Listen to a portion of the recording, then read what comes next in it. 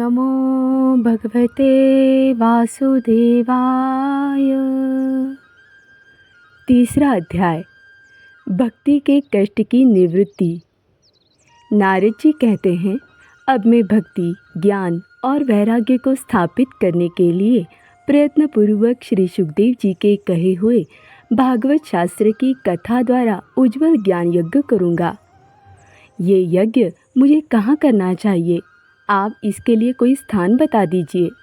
आप लोग वेद के पारगामी हैं, इसलिए मुझे इस सुख शास्त्र की महिमा सुनाइए। ये भी बताइए कि श्रीमद् भागवत की कथा कितने दिनों में सुनानी चाहिए और उसके सुनने की विधि क्या है। सनकादि बोले, नारद जी, आप बड़े विनीत और विवेकी हैं। सुनिए, हम आपको ये सब बातें बताते हैं। हरिद्वार के पास आनंद नाम का एक घाट है। वहाँ अनेकों ऋषि रहते हैं तथा देवता और सिद्ध लोग भी उसका सेवन करते रहते हैं। भांति भांति के वृक्ष और लताओं के कारण वह बड़ा सधन है और वहाँ बड़ी कोमल नवीन बालू बिछी हुई है। वह घाट बड़ा ही सुरम्य और एकांत प्रदेश में है। वहाँ हर समय सुनहरे कमलों की सुगंध आया करती है। उसके आसपास रहने वाले सिंह, हाथी और परस्पर विरोधी जीवों के चित्त में भी वैरभाव नहीं है। वहाँ आप बिना किसी विशेष प्रयत्न के ही ज्ञान यज्ञ आरंभ कर दीजिए। उस स्थान पर कथा में अपूर्व रस का उदय होगा। भक्ति भी अपनी आँखों के ही सामने निर्बल और जरा जीर्ण अवस्था में पड़े हुए ज्ञान और वैराग्य को साथ लेकर वहाँ आ जाएगी। क्योंकि जहाँ भी श्रीमद् भागवत की कथा होती है, वहाँ ये भक्ति आदि अपने आप पहुँच जाते हैं। वहाँ कानों में कथा के शब्द पढ़ने से ही तीनों तरुण हो जाएंगे। सूत जी कहते हैं, इस प्रकार कहकर नारद जी के साथ सनकादि भी श्रीमद् भागवत कथामृत का पान करने के लिए वहाँ से तुरंत गंगा तट पर चले आए। जिस समय वे तट पर पहुँचे, भूलोक, देवलोक और ब्रह्मलोक सभी जगह इस कथा का हल्ला हो गया। जो भगवत कथा के रसिक विष्णु भक्त थे, वे सभी श्रीमद् भागवतामृत का पान करने के लिए सबसे आगे दौड़ दौड़ कर आने लगे। भृगु, वशिष्ठ, च्यवन, गौतम, मेधातिथि, देवल, देवरात, परशुराम, विश्वामित्र, शाकल, मार्कंडेय, दत्तात्रेय, पिपलाद, योगेश्वर व्यास और पराशर, छायाशुक, जाजली और जद्दू आदि सभी प्रधान मुनिगण अपने अपने पुत्र, शिष्य और स्त्रियों समेत बड़े प्रेम से वहाँ आ गए। इनके सिवा वेद, वेदांत उपनिषद, मंत्र, तंत्र, 17 पुराण और 6 शास्त्र भी मूर्तिमान होकर वहाँ उपस्थित हुए। गंगा आदि नदियाँ, पुष्कर आदि सरोवर, कुरुक्षेत्र आदि समस्त क्षेत्र, सारी दिशाएं, दंडक आदि वन, हिमालय आदि पर्वत तथा देव, गंधर्व और दानव आदि सभी कथा सुनने चले आए। जो लोग अपने गौरव के कारण नहीं आए, महर्षि भृगु उन्हें समझा बुझाकर ले आए। तब कथा सुनाने के लिए दीक्षित होकर श्री कृष्ण परायण सनकादि नारद जी के दिए हुए श्रेष्ठ आसन पर विराजमान हुए। उस समय सभी श्रोताओं ने उनकी वंदना की। श्रोताओं में वैष्णव, विरक्त, सन्यासी और ब्रह्मचारी लोग आगे बैठे और उन सब के आगे नारद जी विराजमान हुए। एक और ऋषिगण, एक और देवता, एक और वेद और उपनिषद आदि तथा एक और तीर्थ बैठे और दूसरी ओर स्त्रियां बैठी। उस समय सब और जय जयकार, नमस्कार और शंखों का शब्द सुनाई देने लगा और अबीर, गुलाल, खील एवं फूलों की खूब वर्षा होने लगी। कोई कोई देवश्रेष्ठ तो विमानों पर चढ़कर वहाँ बैठे हुए सब लोगों पर कल्प वृक्ष के पुष्पों की वर्षा करने लगे। सूत जी कहते हैं, इस प्रकार पूजा समाप्त होने पर जब सब लोग एकाग्रचित्त हो गए, तब सनकादि ऋषि महात्मा नारद को श्रीमद् भागवत का महात्म्य स्पष्ट करके सुनाने लगे। सनकादि ने कहा, अब हम आपको इस भागवत शास्त्र की महिमा सुनाते हैं। इसके श्रवण मात्र से मुक्ति हाथ लग जाती है। श्रीमद् भागवत की कथा का सदा सर्वदा सेवन आस्वादन करना चाहिए। इसके श्रवण मात्र से श्री हरि हृदय में आ विराजते हैं। इस ग्रंथ में 18,000 श्लोक और 12 स्कंद हैं तथा श्री सुखदेव और राजा परीक्षित का संवाद है। आप ये भागवत शास्त्र ध्यान देकर सुनिए और ये जीव तभी तक अज्ञानवश इस संसार चक्र में भटकता है जब तक क्षण भर के लिए भी कानों में इस सुख शास्त्र की कथा नहीं पड़ती। बहुत से शास्त्र और पुराण सुनने से क्या लाभ है? इससे तो व्यर्थ का भ्रम बढ़ता है। मुक्ति देने के लिए तो एकमात्र भागवत शास्त्र ही गरज रहा है।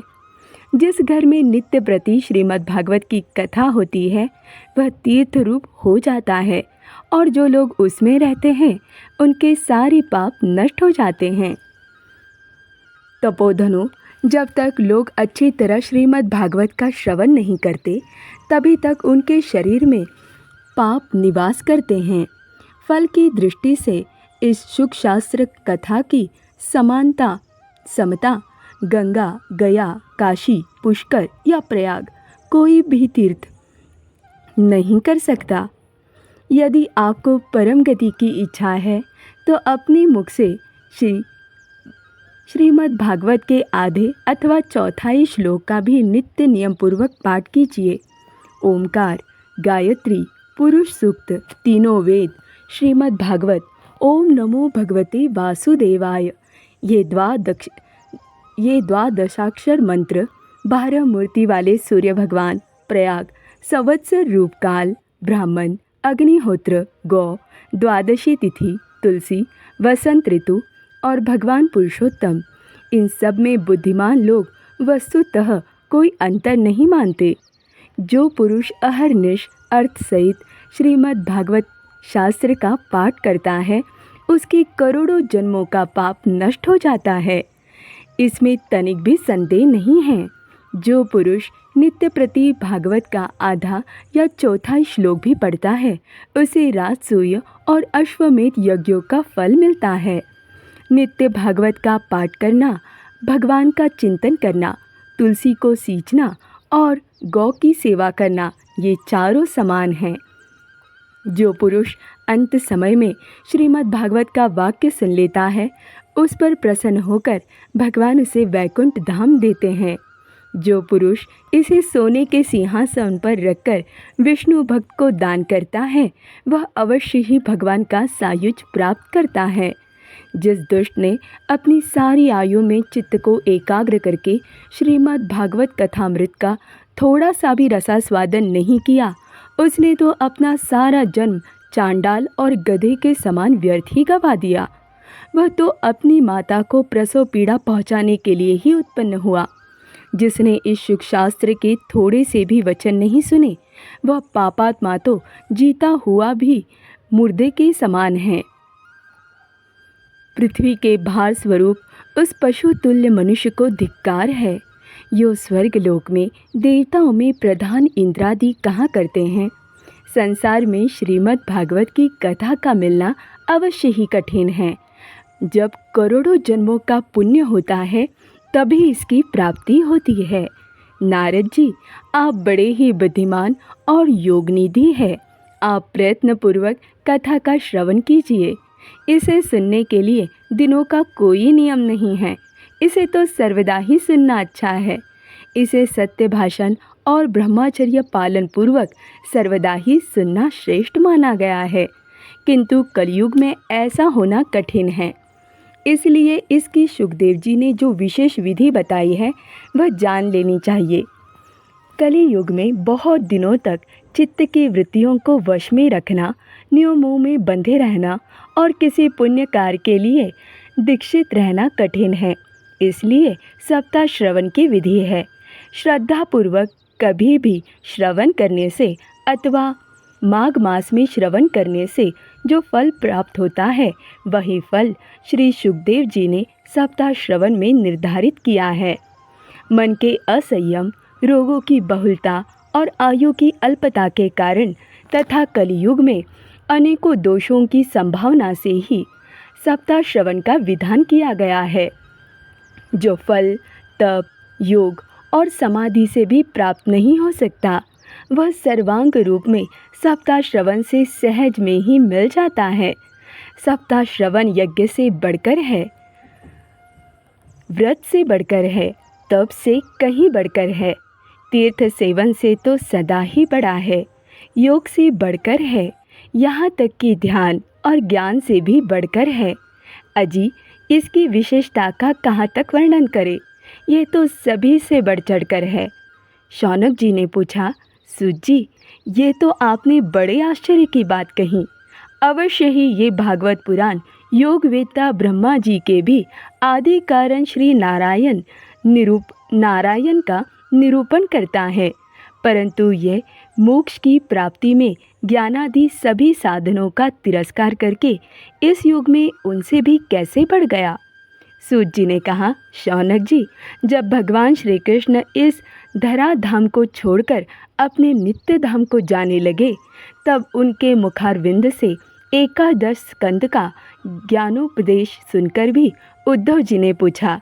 उद्धव जी बोले, गोविंद, अब आप तो अपने भक्तों का कार्य करके परधाम को पधारना चाहते हैं, किंतु मेरे मन में एक बड़ी चिंता है, उसे सुनकर आप मुझे शांत कीजिए। अब घोर कलिकाल आया ही समझिए, इसलिए संसार में फिर अनेकों दुष्ट प्रकट हो जाएंगे। उनके संसर्ग से जब अनेकों सत्पुरुष भी उग्र प्रकृति के हो जाएंगे, तब उनके भार से दबकर यह गौरूपिणी पृथ्वी किसके शरण में जाएगी? कमल नयन, मुझे तो आपको छोड़कर इसकी रक्षा करने वाला कोई दूसरा नहीं दिखाई देता। इसलिए भक्तवत्सल, आप साधुओं पर कृपा करके यहाँ से मत जाइए। भगवान, आपने निराकार और चिन्मात्र होकर भी भक्तों के लिए ही तो ये सरगुण रूप धारण किया है। फिर भला आपका वियोग होने पर वे भक्तजन पृथ्वी पर कैसे रह सकेंगे? निर्गुणोपासना में तो बड़ा कष्ट है, इसलिए कुछ और विचार कीजिए। प्रभास क्षेत्र में उद्धव जी के ये वचन सुनकर भगवान सोचने लगे कि भक्तों के अवलंबन के लिए मुझे क्या व्यवस्था करनी चाहिए। शौनक जी, तब भगवान ने अपनी सारी शक्ति भागवत में रख दी। वे अंतर्धान होकर इस भागवत समुद्र में प्रवेश कर गए। इसलिए ये भगवान की साक्षात शब्दमयी मूर्ति है।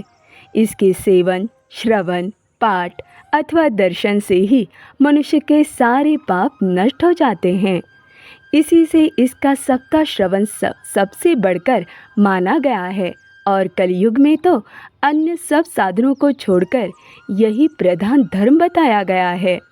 कली काल में यही ऐसा धर्म है जो दुख, दरिद्रता, दुर्भाग्य और पापों की सफाई कर देता है तथा काम क्रोधादि शत्रुओं पर विजय दिलाता है।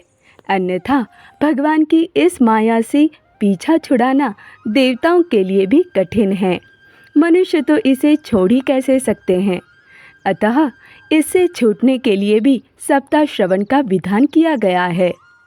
सूत जी कहते हैं, शौनक जी, जिस समय सनकादि मुनीश्वर इस प्रकार सप्ताह श्रवण की महिमा का बखान कर रहे थे, उस सभा में एक बड़ा आश्चर्य हुआ। उसे मैं तुम्हें बतलाता हूँ, सुनो। वहाँ तरुणावस्था को प्राप्त हुए अपने दोनों पुत्रों को साथ लिए विशुद्ध प्रेम रूपा भक्ति बार बार श्री कृष्ण गोविंद हरे मुरारे, हे नाथ नारायण वासुदेव आदि भगवान नामों का उच्चारण करती हुई अकस्मात प्रकट हो गई। सभी सदस्यों ने देखा कि परम सुंदरी भक्ति रानी भागवत के अर्थों का आभूषण पहने वहाँ पधारी। मुनियों की उस सभा में सभी ये तर्क वितर्क करने लगे कि ये यहाँ कैसे आई, कैसे प्रविष्ट हुई। तब सनकादि ने कहा, ये भक्ति देवी अभी अभी कथा के अर्थ से निकली है। उनके ये वचन सुनकर भक्ति ने अपने पुत्रों समेत अत्यंत विनम्र होकर सनत कुमार जी से कहा। भक्ति बोली, मैं कलयुग में नष्ट प्राय हो गई थी। आपने कथामृत से सींचकर मुझे फिर पुष्ट कर दिया। अब आप ये बताइए कि मैं कहाँ रहूं? ये सुनकर सनकादि ने उससे कहा, तुम भक्तों को भगवान का स्वरूप प्रदान करने वाली, अनन्य प्रेम का संपादन करने वाली और संसार रोग को निर्मूल करने वाली हो। अतः तुम धैर्य धारण करके नित्य निरंतर विष्णु भक्तों के हृदयों में ही निवास करो। ये कलयुग के दोष भले ही सारे संसार पर अपना प्रभाव डाले, किंतु वहाँ तुम पर इनकी दृष्टि भी नहीं पड़ सकेगी। इस प्रकार उनकी आज्ञा पाते ही भक्ति तुरंत भगवत भक्तों के हृदयों में जा विराजी। जिनके हृदय में एकमात्र श्री हरि की भक्ति निवास करती है, वे त्रिलोकी में अत्यंत निर्धन होने पर भी परम धन्य हैं, क्योंकि इस भक्ति की डोरी से बंधकर तो साक्षात भगवान भी अपना परम धाम छोड़कर उनके हृदय में आकर बस जाते हैं। भूलोक में ये भागवत साक्षात परब्रह्म का विग्रह है। हम इसकी महिमा कहाँ तक वर्णन करें? इसका आश्रय लेकर इसे सुनाने से तो सुनने और सुनाने वाले दोनों को ही भगवान श्री कृष्ण की समता प्राप्त हो जाती है। अतः इसे छोड़कर अन्य धर्मों से क्या प्रयोजन है? ओम नमो भगवते वासुदेवाय।